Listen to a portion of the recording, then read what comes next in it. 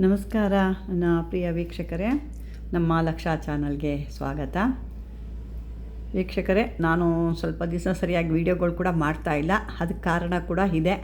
ನಾನು ಕೆಲವೊಂದು ದೀಕ್ಷೆದಲ್ಲಿದ್ದೆ. ಆ ದೀಕ್ಷೆ ಕಂಪ್ಲೀಟ್ ಆಗೋ ತನಕ ನನಗೆ ಸರಿಯಾದ ಒಂದು ಯೂಟ್ಯೂಬ್ ಮಾಡೋವಂಥ ಸಮಯ ನನಗೆ ಸರಿಯಾಗಿ ಸಿಗ್ತಾ ಇರಲಿಲ್ಲ. ಹಾಗಾಗಿ ಸ್ವಲ್ಪ ಅದು ಅಡಚಣೆ ಆಯಿತು. ಇನ್ನೂ ಸ್ವಲ್ಪ ದಿವಸ, ಯಾಕೆಂದರೆ ಹಬ್ಬ ಬೇರೆ ಇರೋದರಿಂದ ಅದೆಲ್ಲ ಮುಗಿಸ್ಕೊಂಡು ನಿಮಗೆ ಕಂಟಿನ್ಯೂಸ್ ಆಗಿ ಇನ್ನು ಮುಂದೆ ನಾನು ಕೊಡ್ತೀನಿ ಹಬ್ಬ ಮುಗಿದ ಮೇಲೆ. ಆದರೆ ನಾನು ಇವತ್ತು ನಿಮಗೆ ಏನಕ್ಕಾಗಿ ಹೇಳ್ತಾ, ಯಾಕೆಂದರೆ ಸಾಕಷ್ಟು ಜನ ತಪ್ಪು, ಈಗ ಯಾರೋ ಒಂದು ಹೇಳ್ತಾ ಅದನ್ನು ನಿಮಗೆ ಯಾರೂ ಬಿಡಿಸಿ ಹೇಳಲ್ಲ. ಹಾಗಾಗಿ ನೀವು ಅದೇ ರೀತಿ ಮುಂದುವರ್ಸ್ಕೊಂಡು ಹೋಗ್ತಾ ಇರ್ತೀರ. ಹಾಗಾಗಿ ಆ ರೀತಿ ಯಾವ ರೀತಿ ಅದು ನಾನು ಹೇಳ್ತದ್ದು ಯಾವುದ್ರ ಬಗ್ಗೆ ಏನು ಅನ್ನೋದು ಇವತ್ತು ನಾವು ವಿಡಿಯೋದಲ್ಲಿ ತಿಳ್ಕೊಳ್ಳೋಣ. ವೀಕ್ಷಕರೇ, ನಾವು ಕೆಲವೊಂದು ಮಂತ್ರಗಳನ್ನ ಕೊಡ್ತೀವಿ. ಇಷ್ಟು ಹೇಳಬೇಕು, 1008 ಹೇಳಬೇಕು, 108 ಹೇಳಬೇಕು, 10,000 ಹೇಳಬೇಕು, 50,000 ಹೇಳಬೇಕು ಅಂತ ಹೇಳ್ತೀವಿ. ಅದನ್ನು ಕೆಲವ್ರು ಏನು ಮಾಡ್ತಾರೆ, ದೊಡ್ಡ ದೊಡ್ಡ ಮಂತ್ರ ಬೇಡ, ಚಿಕ್ಕ ಚಿಕ್ಕ ಮಂತ್ರ ಕೊಡಿ ಅಂತ ಕೇಳ್ತಾ ಇರ್ತೀವಿ. ಅದು ಯಾಕೆಂದರೆ ನಾವು ಬರೆದಿರೋ ಅಂಥದ್ದೆಲ್ಲ ಗ್ರಂಥದ ಇರೋವಂಥದ್ದು ನಾವು ನಿಮಗೆ ಕೊಡ್ತಾ ಇರ್ತೀವಿ ಅಷ್ಟೇ. ಇಲ್ಲಿ ಯಾವುದು ಅವ್ರು ಯಾರೂ ಬರೆಯೋದಿಲ್ಲ. ಅದು ಆವಾಗಿನ ಕಾಲದಲ್ಲಿ ಏನು ಗ್ರಂಥಗಳು ಬರೆದಿರ್ತಾರೋ ಮಹಾನುಭಾವರು, ಅವರಿಂದ ಪಡೆದಂಥ ಒಂದು ಭಿಕ್ಷೆನ ನಾವು ನಿಮಗೆ ಹಂಚುತ್ತಾ ಇದ್ದೀವಿ ಅಷ್ಟೇ ಇಲ್ಲಿ. ಹಾಗಾಗಿ ಈಗ ನಾನು ಕೆಲವೊಂದು ಮಂತ್ರ ಹೇಳ್ತೀನಿ ಅಂತ ತಿಳ್ಕೊಳ್ಳಿ. ಆದರೆ ನೀವೇನು ಮಾಡಬೇಕು ಅಂದರೆ ಇಷ್ಟು ದಿನ ಅಂತ ಕಂಪ್ಲೀಟ್ ಮಾಡಲೇಬೇಕು. ಅದನ್ನು ಮಾಡಾದ ಮೇಲೆ ಏನು ಮಾಡಬೇಕು ನೋಡಿ. ಇಲ್ಲಿ ನಾನು ನೋಡ್ತಿರೋದು ನೀವೊಂದು ಮಹಾಕಾಲ ಭೈರವ, ಇದು ಮಹಾಕಾಲವ ಭೈರವಂದು ಒಂದು ನಿಮಗೆ ಚಿತ್ರ ನೋಡ್ತಾ ಇದ್ದೀರ.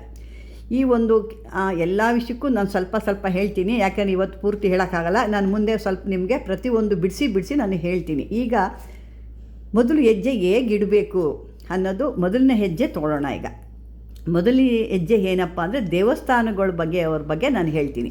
ಈ ಕೆಲವರು ದೇವಸ್ಥಾನಗಳು ಕಟ್ಟಿರ್ತೀವಿ. ಆ ಕಟ್ಟಿದಾಗ ಏನು ಮಾಡ್ತೀವಿ, ಒಂದು ದೇವತೆ ಏನಿರ್ತಾಳೋ ಆ ದೇವತೆನ ಮಾತ್ರ ಇಟ್ಟುಬಿಡ್ತೀವಿ. ಮತ್ತು ಅವಳಿಗೆ ಯಾರು ಬಲಿ ತೊಗೊಳ್ಳೋರು ಇರ್ತಾರೋ ಅವ್ರ ಅಕ್ಕಪಕ್ಕ ಅವರಿಬ್ಬರನ್ನ ಇಟ್ಟುಬಿಡ್ತೀವಿ ಅಲ್ವಾ. ಇಷ್ಟು ಬಿಟ್ಟರೆ ಬೇರೆ ಏನೂ ಮಾಡಲ್ಲ. ತಿರ್ಗಿ ಆಮೇಲೆ ಏನು ಮಾಡ್ತೀವಿ, ಏನೋ ಪೂಜೆನೋ ಪುಸ್ಕಾರ ಮಾಡ್ತಾ ಇರ್ತೀವಿ, ಏನೋ ಅವಾಗ ಹೋಮ ಮಾಡ್ತಿರ್ತೀವಿ. ಅದರಿಂದ ಅಷ್ಟೋ ಇಷ್ಟೋ ನಡ್ಕೊಂಡು ಹೋಗ್ತಾ ಇರುತ್ತೆ. ಅದೆಲ್ಲ ಆದಮೇಲೆ ಹೋಗ್ತಾ ನಿಮ್ಮ ದೇವಸ್ಥಾನಗಳ ಒಂದು ಪೂಜೆಗಳಾಗ್ಬೋದು, ಅಲ್ಲಿ ಬಂದಂಥ ಭಕ್ತಾದಿಗಳಾಗ್ಬೋದು, ನಡೆಯುವಂಥ ವಿದ್ಯಮಾನಗಳಾಗ್ಬೋದು, ಆಗುವಂಥ ಜಾತ್ರೆ ಇದು ಕೂಡ ಆಗ್ಬೋದು. ಅದೆಲ್ಲ ನಿಮಗೆ ದಿನಕ್ರಮಣವಾಗಿ ಬರ್ತಾ ಕಮ್ಮಿ ಆಗ್ತಾ ಬರುತ್ತೆ. ಯಾಕೆ ಕಮ್ಮಿ ಆಗ್ತಾ ಇರುತ್ತೆ ನೋಡಿ. ಇಲ್ಲಿ ಏನು ಮಾಡ್ತೀರಾ, ಇಲ್ಲಿ ಯಾವುದೋ ಒಂದು ದೇವಿ ನಿಮ್ಮ ಮನೇಲಿ ಸ್ಥಾಪನೆ ಮಾಡಿದ್ದೀವಿ. ಯಾವುದೋ ಒಂದು ದೇವಿ ಸ್ಥಾಪನೆ ಮಾಡಿದ್ದೀವಿ ನಮ್ಮ ಮನೇಲಿ. ಆ ಮನೇಲಿ ಮಾಡಿದಾಗ ಏನು ಮಾಡಿರ್ತೀವಿ ನಾವು, ಅವಳ ಬಂಟ ನಿಕ್ಕಿರಲ್ಲ. ಅಂದರೆ ಹೆಣ್ಣು ಬಂಟುಗಳನ್ನ ಇಟ್ಟಿರ್ತೀವಿ. ಅಂದರೆ ಆ ಬಲಿ ದೇವತೆಗಳು ನಾವು ಇಟ್ಟಿರ್ತೀವಿ ಅಷ್ಟೇ. ಅವಳು ಆಜ್ಞೆ ಮಾಡ್ತಾಳೆ, ಈ ಬಲಿ ಅವ್ರು ಕೊಡ್ತಾರೆ, ನೀನು ಇದನ್ನು ತೊಗೊಂಡು ಅವ್ರ ಕೆಲಸ ಮಾಡಿಕೊಡು ಅಷ್ಟು ಹೇಳ್ತಾಳೆ. ಆಜ್ಞೆ ಮಾಡೋವಂಥದ್ದು ಅವರು ನೆರವೇರಿಸೋಂಥ ಒಂದು ಭೂತಿನಿಗಳು ಅಂತ ನಾವು ಹೇಳ್ತೀವಿ. ಅಂದರೆ ಅವಳ ಬಂಟರುಗಳು. ಅಂದರೆ ಈ ದೇವಿಗೆ ಒಂದು ಕ್ಷೇತ್ರ ದೇವತೆ ಒಬ್ಬ ಇರ್ತಾನೆ. ಅಂದರೆ ಈಗ ನೀವೊಂದು ಮನೆಯಲ್ಲಿ ವಯಸ್ಸಾದವರು ಅಥವಾ ಚಿಕ್ಕ ಮಕ್ಕಳು ಇದ್ದಾಗ ಅವರೊಬ್ಬರನ್ನೇ ಕಳಿಸ್ತೀರ ಹೊರಗಡೆಗೆ, ನೀವು ಇಲ್ಲ, ಒಬ್ಬರ ಜೊತೆ ಮಾಡಿ ಕಳಿಸ್ತೀವಿ. ಅದೇ ರೀತಿ ಈ ತಾಯಿ ಆದವಳಿಗೆ ಈ ಮಗ ಇರಬೇಕು. ಮಗ ಮತ್ತು ಒಂದು ರೀತಿಯಲ್ಲಿ ಅವನ ಗಂಡ ಕೂಡ ಹಾಕ್ತಾನೆ ಆ ಸ್ವಾಮಿ. ಹಾಗಾಗಿ ಅವಳನ್ನ ಹೊರಗಡೆ ಇವಾಗ ನಮ್ಮ ಪೂಜೆ ಎಲ್ಲ ಮುಗಿದು ನಾವು ಏನು ಮಾಡ್ತೀವಿ, ನಮ್ಮ ಮನೆಗೆ ನಾವು ಬರ್ತೀವಿ, ದೇವಸ್ಥಾನ ಬೀಗ ಹಾಕ್ತೀವಿ, ಬರ್ತೀವಿ. ತದನಂತರ ಏನು ಮಾಡ್ತಾಳೆ, ಅವಳು ಸಂಚಾರ ಹೋಗ್ತಾಳೆ. ಆ ಸಂಚಾರ ಹೋಗಕ್ಕೆ ಅವಳಿಗೊಬ್ಬ ಸೇವಕ ಬೇಕಲ್ವಾ. ಆಗ ಏನು ಮಾಡ್ತಾರೆ, ಅವಳು ಎಲ್ಲಿ ಹೋಗ್ತಾಳೆ, ಯಾರು ಕರ್ಕೊಂಡು ಹೋಗ್ತಾರೆ ಅವಳನ್ನ? ಈ ಬಂಟದಿರು ಇರೋವಂಥವ್ರು, ಅವರು ತಿನ್ನೋಕ್ಕೆ ಅವಳು ಆಜ್ಞೆ ಪಾಲಿಸೋಕ್ಕೆ ಮಾತ್ರ. ಕರ್ಕೊಂಡು ಹೋಗೋಕ್ಕೆ ಎಲ್ಲಿದ್ದಾರೆ? ಇಲ್ಲ, ನಾವು ಮಾಡಿರೋದಿಲ್ಲ. ಅವಾಗೇನಾಗುತ್ತೆ, ಆ ಮನೆಯಲ್ಲಿ ಅವಳಿಗೆ ಕೋಪ ಬರುತ್ತೆ, ದಿಕ್ಕು ತಪ್ಪುತ್ತೆ. ಮತ್ತು ಇಲ್ಲಿ ನೋಡ್ತಾಳೆ, ಇಲ್ಲಿ ನನ್ನ ಯಾರು ಆಧರಿಸಲ್ಲ, ಯಾರು ನಾನು ಹೊರಗಡೆ ಕರ್ಕೊಂಡೋಗಲ್ಲ ಅಂತಂದ್ಬಿಟ್ಟು ಬೇರೆ ಕಡೆ ಅದು ಎಲ್ಲಿ ನಡೀತಿರುತ್ತೋ ಆ ಥರ ಒಂದು ಆಚಾರ ಏನು ನಡೀತಿರ್ತದೋ ಅಲ್ಲಿ ಕಡೆ ವಾಲ್ತಾಳೆ ಅವಳು.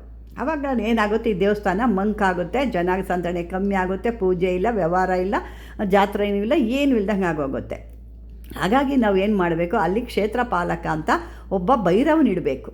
ಅದು ನೀವು ಮೊದಲು ಕೇಳಬೇಕು, ಯಾವ ಭೈರವನಿಡಬೇಕು, ಯಾವ ದೇವತೆ ಆ ಅನುಸಾರದ ಮೇಲೆ ಇಲ್ಲಿ ಭೈರವರು ಬರ್ತಾರೆ.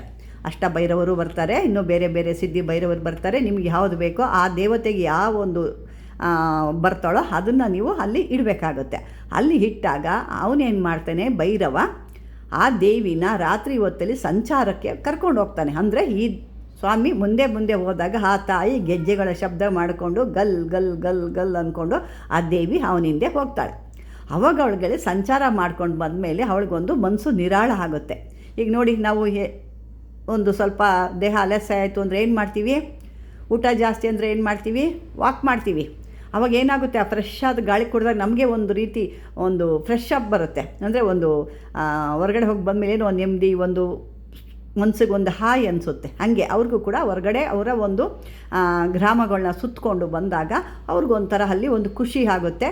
ಅಲ್ಲಿ ಒಂದು ನಾನು ಒಳ್ಳೆ ಜಾಗದಲ್ಲಿ ಸೇರಿದ್ದೀನಿ, ನನಗೆ ಇಂಥವರೆಲ್ಲ ಇದೆ ನೋಡಿ, ಇಲ್ಲಿ ಕೆಲಸ ಮಾಡ್ಕೊಳ್ಳೋಕೆ ಇಬ್ಬರು ಬಂಟ್ರುಗಳಿದ್ದಾರೆ, ಮತ್ತು ನನ್ನ ಕರ್ಕೊಂಡು ಹೋಗೋಕ್ಕೆ ಕ್ಷೇತ್ರ ಪಾಲಕ ಇದ್ದಾನೆ ಅಂತ ಅನ್ನೋದು ಅವಳಿಗಲ್ಲಿ ಖುಷಿ ಆಗುತ್ತೆ. ಅವಾಗ ಅಲ್ಲಿ ಖುಷಿ ಇದ್ದಾಗ ಅವಳು ಏನು ಮಾಡ್ತಾಳೆ, ಅಲ್ಲಿ ಬಂದು ಸ್ಥಿರವಾಗಿ ನೆಲೆಸ್ತಾಳೆ.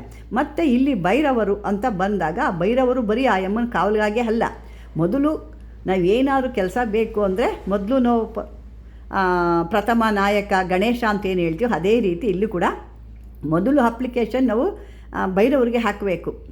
ಸ್ವಾಮಿ, ಈ ಥರ ನನ್ನ ಕೆಲಸ ಆಗಬೇಕು, ಆ ತಾಯಿಗೆ ಹೇಳಿ ನನ್ನ ಕೆಲಸವನ್ನು ಮಾಡಿಕೊಡು, ನಾನು ಈಗ ಹೋಗಿ ಕೇಳಕ್ಕೆ ಹೋಗ್ತಾಯಿದ್ದೀನಿ, ನೀನು ಕೂಡ ಸ್ವಲ್ಪ ನನಗೆ ಸಹಾಯ ಮಾಡು, ಆ ದೇವಿಗೆ ನೀನು ಹೇಳು, ಯಾಕೆ ನೀನು ಅತಿ ಪ್ರಿಯವಾದ ಒಂದು ಆ ದೇವಿಗೆ ನೀನು ಹತ್ರದಲ್ಲಿರ್ತೀಯ, ಹಾಗಾಗಿ ಸ್ವಾಮಿ ನೀನು ನನ್ನ ಪರವಾಗಿ ಒಂದೆರಡು ಮಾತುಗಳನ್ನು ಹೇಳು ಆ ತಾಯಿಗೆ ಅಂತ ಅಂದಾಗ ಅವ್ರಿಗೆ ನಿಮಗೆ ಮುಂಚೆ ಅವರು ಹೇಳ್ತಾರೆ.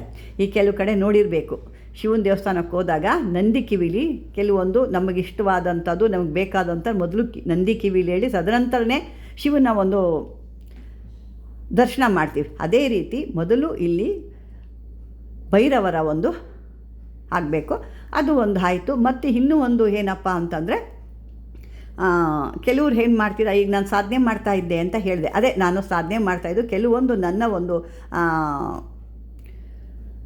ಸಾಧನೆಯಲ್ಲಿ ಅರ್ಧ ಬರ್ಧ ಆಗಬಾರ್ದು ಅನ್ನೋ ಉದ್ದೇಶಕ್ಕೆ 48 ದಿನಗಳ ಕಾಲ ಇಷ್ಟು 1000 ಒಂದು ಜಪ ಅಂತ ಮಾಡೋದಿತ್ತು. ಮತ್ತು ಅದಕ್ಕೆ ಪೂರ್ಣಾವತಿ ಕೂಡ ಕೊಡೋದು, ಅಂದರೆ ಅವನ ದಶಾಂಶ ಮಾಡೋದಿತ್ತು. ಆ ದಶಾಂಶ ಮಾಡಿ ಮುಗಿಸಿ ಅಷ್ಟೊತ್ತಿಗೆ ನೆನ್ನೆಗೆಲ್ಲ ಮುಗಿದಿದೆ. ಇವತ್ತು ನನ್ನ ಸಾಧನೆ ಕಂಪ್ಲೀಟ್ ಕೂಡ ಆಗಿದೆ ಅಂತ ಕೂಡ ನಾನು ಹೇಳ್ಬೋದು. ಈಗ ಆ ರೀತಿ ಮಾಡ್ಕೋಬೇಕಾ? ನೀವೇನು ಮಾಡ್ತೀರಾ, ಬರೀ ಮಂತ್ರ ಹೇಳ್ಕೊಂಡು ಹೋಗ್ತಾ ಇರ್ತೀರಾ. ಬರೀ ಮಂತ್ರ ಹೇಳ್ತಾ ಇದ್ದರೆ ಅವ್ರ ಕಡೆಯಿಂದ ನಿಮ್ಗೆ ಆಜ್ಞೆ ಬರಲ್ಲ. ಯಾಕೆಂದರೆ ಕಂಪ್ಲೀಟ್ ಆಗಿದೆಯಮ್ಮ ತಗೋ, ನಿನಗಿಂತ ಒಂದು ಪೂಜೆ ಕೊಟ್ಟು ಆಗಿದೆ ಅಂತ ನೀವು ಹೇಳಲ್ಲ. ಬರೀ ಮಂತ್ರ ಹೇಳ್ತಾ ಇರ್ರಿ. ಆ ಮಂತ್ರ ಹೇಳಿದಾಗ ಏನಾಗುತ್ತೆ ಹೇಳಿ, ಅಲ್ಲಿ ಕಂಪ್ಲೀಟ್ ಆಗಿರಲ್ಲ. ಆ ರೀತಿ ನೀವು ಆದಾಗ ಆ ಮಂತ್ರಕ್ಕೆ ಯಾವುದೇ ಬೆಲೆ ಇರಲ್ಲ. ಅದನ್ನು ನೀವು ಒಂದು ಇಷ್ಟು ದಿನ ಇಷ್ಟು 1000 ಅಂತ ಹೇಳ್ತೀವಿ. ಅಷ್ಟು 1000 ನೀವು ಆದಮೇಲೆ ಅದಕ್ಕೆ ನೀವು ಒಂದು ದಶಾಂಶ ಕೊಡಬೇಕು. ದಶಾಂಶ ಆದಮೇಲೆ ಇನ್ನೂ ಒಂದು ಕೆಲವು ಪ್ರೊಸೀಜರ್ ಇರುತ್ತೆ. ಅದನ್ನು ಮಾಡಿದಾಗ ನಿಮ್ಮ ಸಾಧನೆಗೆ ಅಲ್ಲೊಂದು ಲೇಸನ್ ಸಿಕ್ತು. ನಿಮ್ಮ ಸಾಧನೆಗೆ ಒಂದು ಲೇಸನ್ ಸಿಕ್ತು. ಈಗ ದೇವಸ್ಥಾನದಲ್ಲಿ ದೇವಿ ಇಕ್ಕರೆ ಅವಳೇ ಪೂಜೆ ಮಾಡ್ಕೊಳ್ತಾಳೆ, ಅವಳಿಗೊಬ್ಬ ಪೂಜಾರಿ ಬೇಕು. ಆ ಪೂಜಾರಿ ಅವಳು ಕೊಟ್ಟಾಗಲೇ ಅವಳು ಅಲ್ಲಿ ಪೂಜೆ ಸಮೃದ್ಧಿ. ಆ ರೀತಿ ಇರುತ್ತೆ. ಇನ್ನೂ ಸಾಕಷ್ಟು ನಿಮ್ಗೆ ಹೇಳೋ ಅಂಥದ್ದಿದೆ. ಯಾಕೆ ನಾನು ಈಗಲೇ ಸ್ವಲ್ಪ ನಿಮ್ಗೆ ಹೇಳ್ತಾ ಬರ್ತೆ, ಯಾಕೆಂದರೆ ನನಗೆ ಸಾಕಷ್ಟು ಬರ್ತಾ ಇರುತ್ತೆ. ಈ ಥರ ಮಾಡ್ತಾಯಿದ್ದೀನಿ, ಈ ಥರ ಆಗ್ತಾಯಿದ್ದೀನಿ, ಏನೂ ಆಗಿಲ್ಲ, ಹೋಗ್ತಾ ಇಲ್ಲ ಅಂದಾಗ ನಾನು ಇಲ್ಲಿ ಇವರಿಗೆ ಫಸ್ಟು ತಿಳಿ ಹೇಳೋಣ, ನೀವು ಹೋಗ್ತಾ ಇರೋ ದಾರಿ ಈ ರೀತಿ ಇದೆ, ನೀವೇನು ಮಾಡ್ತೀರಿ ಶಾರ್ಟ್ಕಟ್ಟಲ್ಲಿ ಹೋಗ್ತಾ ಇದ್ದೀರಾ, ಬೇಗ ತಲುಪಿಡಬೇಕು ಗುರಿ ಅಂತ ಅಂದ್ಬಿಟ್ಟು. ಅಂದರೆ ಆ ಶಾರ್ಟ್ಕಟ್ಟಲ್ಲಿ ಹೋಗೋದ್ರಿಂದ ಯಾವುದೇ ರೀತಿ ನಿಮಗೆ ಇಲ್ಲ. ರಾಜ ದಾರಿಲಿ ಎದ್ದು ಹೋದಾಗಲೇ ಅದ್ರಲ್ಲಿ ನಿಮಗೆ ಅದ್ರ ಎಷ್ಟು ಕಿಲೋಮೀಟ್ರ್ ಆಗುತ್ತೆ, ಎಷ್ಟು ಹೊತ್ತಾಗುತ್ತೆ ಅನ್ನೋದು ಗೊತ್ತಾಗುತ್ತೆ. ಇದು ಶಾರ್ಟ್ಕಟ್ ಯಾವತ್ತೂ ತೊಂದರೆನೇ. ಅದು ಯಾವತ್ತೂ ರಾಜದಾರಿ ಹೆದ್ದಾರಿ ಅಂತ ಅನ್ನಿಸ್ಕೊಳ್ಳಲ್ಲ. ಹಾಗಾಗಿ ವೀಕ್ಷಕರೇ, ನಾನು ಇಷ್ಟೆಲ್ಲ ಏನಕ್ಕೆ ನಿಮಗೆ ಒಂದು ಉದಾಹರಣೆ ಕೊಟ್ಟು ಹೇಳ್ತಾ ಇದ್ದೀನಿ ಅಂದರೆ, ಪಾಪ ಕಷ್ಟಪಟ್ಟು ಹಗಲು ರಾತ್ರಿ ಇಷ್ಟು ಲಕ್ಷ ಅಂತ ಹೇಳ್ತೀರಾ ಅಂದರೆ ಅದಕ್ಕೆ ಕೊನೆಗೆ ಹೇಗೆ ಆಡಬೇಕು, ಯಾವ ರೀತಿ ಅದನ್ನು ಆ ದೇವರಿಗೆ ಅರ್ಪಿಸ್ಬೇಕು, ನಾವಿಷ್ಟಿನ ಮಾಡೋಂಥ ಆ ದೇವ್ರಿಗೆ ಯಾವ ರೀತಿ ಅರ್ಪಣೆ ಮಾಡಬೇಕು ಅನ್ನೋದು ನಿಮಗೆ ಗೊತ್ತಾಗ್ತಾ ಇಲ್ಲ. ಹಾಗಾಗಿ ಅಂಥದನ್ನ ನಾನು ಮುಂದೊಂದು ದಿನ ಹೇಳ್ತಾರೆ. ಯಾಕೆಂದರೆ ಭಾಳ ದಿವಸ ಆಗಿತ್ತು, ನಾನು ಅದರಿಂದನಾಗೆ ನಾನು ಯಾವುದೋ ವೀಡಿಯೋ ಸರಿಯಾಗಿ ನಾನು ಮಾಡೋಕ್ಕಾಗ್ತಾ ಇರಲಿಲ್ಲ. ಈಗ ನನ್ನ ಹಬ್ಬ ಕಳೆದ ಮೇಲೆ ನಿಮಗೆ ಕಂಟಿನ್ಯೂಸ್ ಕೊಡ್ತಾ ಹೋಗ್ತೀನಿ ಯಾವ ರೀತಿ ಮಾಡಬೇಕೇನು ಅಂತ. ಇನ್ನೂ ಸದ್ಯ ಸಂಜೆ ನನಗೆ ಸ್ವಲ್ಪ ಸಮಯ ಸಿಕ್ಕರೆ ಮಹಾಲಕ್ಷ್ಮಿ ಬಗ್ಗೆ ಕೂಡ ನಿಮ್ಗೆ ಹೇಳ್ತೀನಿ, ಯಾವ ರೀತಿ ಪೂಜೆ ಮಾಡ್ಕೋಬೇಕು, ಏನು ಹಾಕ್ಬೇಕು ಕಳ್ಸೋಕ್ಕೆ ಅನ್ನೋದು ಕೂಡ ಹೇಳ್ತೀನಿ. ಸಮಯ ಸಿಕ್ಕಿದ್ರೆ ಮತ್ತೆ ಕೊಟ್ಟಿಲ್ಲ ಅಂತ ಬೇಜಾರು ಮಾಡ್ಕೋಬೇಡಿ ಅಂತ ಹೇಳ್ತಾ ವೀಕ್ಷಕರೇ, ಈ ಒಂದು ವಿಷಯನ ನೀವು ಸರಿಯಾದ ನಿಮ್ಮ ಗಮನಕ್ಕೆ ತಗೊಂಡು ಸರಿಯಾದ ರೀತಿಯಲ್ಲಿ ನೀವು ಇದನ್ನು ವಿಡಿಯೋ ಪೂರ್ತಿಯಾಗಿ ನೋಡಿ, ಇದರೊಳಗೆ ಏನು ವಿಷಯ ಇಲ್ಲ, ಮಂತ್ರ ಇಲ್ಲ, ಅಯ್ಯೋ ಇದನ್ನು ಯಾರು ಕೇಳ್ತಾರೆ ಅಂತ ಹೋದರೆ ನಿಮ್ಮ ಹಣೆ ಬರ ಯಾರೂ ಬದಲಾಯಿಸೋಕ್ಕಾಗಲ್ಲ. ಜೀವನ ಪೂರ್ತಿ ಇದನ್ನು ಹೇಳ್ಕೊಂಡೇ ಇರ್ತೀರಾ, ಯಾವುದೇ ರೀತಿ ನಿಮಗೆ ಅದರಿಂದ ಲಾಭವೂ ಇಲ್ಲ, ಅದರೊಳಗೆ ನಷ್ಟವೂ ಇಲ್ಲ. ಸಮಯ ನಷ್ಟ ಆಗಿರುತ್ತೆ, ಅಷ್ಟು ಬಿಟ್ಟರೆ ಬೇರೇನೂ ಇರಲ್ಲ ಅದರೊಳಗೆ. ಹಾಗಾಗಿ ನಾನು ಇರೋ ಅಂಥ ವಿಷಯ ಹೇಳಿದ್ದೀನಿ. ಇದನ್ನು ನೀವು ಸರಿಯಾದ ರೀತಿಯಲ್ಲಿ ನೋಡಿಕೊಂಡು ಇದು ಯಾವ ರೀತಿ ಮಾಡ್ಕೋಬೇಕು, ಇನ್ನು ಮುಂದೆ ಅದ್ರ ಬಗ್ಗೆ ಯಾವ ರೀತಿ ಮಾಡಬೇಕು ಅದನ್ನು ಇನ್ನೆಲ್ಲ ಒಂದೊಂದಾಗಿ ನಿಮ್ಗೆ ಹೇಳ್ತಾ ಬರ್ತೀನಿ ಅಂತ ಹೇಳ್ತಾ ವೀಕ್ಷಕರೇ, ಇದನ್ನು ಸರಿಯಾದ ರೀತಿಯಲ್ಲಿ ನೀವು ಆ ವಿಡಿಯೋ ನೋಡಿ ಸ್ಕಿಪ್ ಮಾಡದೆ, ನಿಮಗೇನೂ ಸಿಕ್ಕಲ್ಲ, ಸ್ಕಿಪ್ ಮಾಡದೆ ಆ ಮಾತುಗಳನ್ನ ಸರಿಯಾದ ರೀತಿಯಲ್ಲಿ ಅರ್ಥೈಸ್ಕೊಳ್ಳಿ ಅಂತ ಹೇಳ್ತಾ ವೀಕ್ಷಕರೇ, ಈ ಒಂದು ವಿಡಿಯೋ ನಿಮ್ಗೆ ಇಷ್ಟವಾದರೆ ಮಾಮೂಲಿಯಾಗಿ ಲೈಕ್ ಮಾಡಿ, ಶೇರ್ ಮಾಡಿ, ಹೈಪ್ ಅಂತ ಬರುತ್ತೆ, ಹೈಪ್ ಟಚ್ ಮಾಡಿ, ಸಬ್ಸ್ಕ್ರೈಬರ್ ಮಾಡಿ, ಯಾರಿಗಾದ್ರೂ ಗೊತ್ತಿಲ್ಲದವ್ರಿಗೆ ಅದನ್ನು ಕಳಿಸ್ಕೊಡಿ ಅಂತ ಹೇಳ್ತಾ ಧನ್ಯವಾದಗಳು.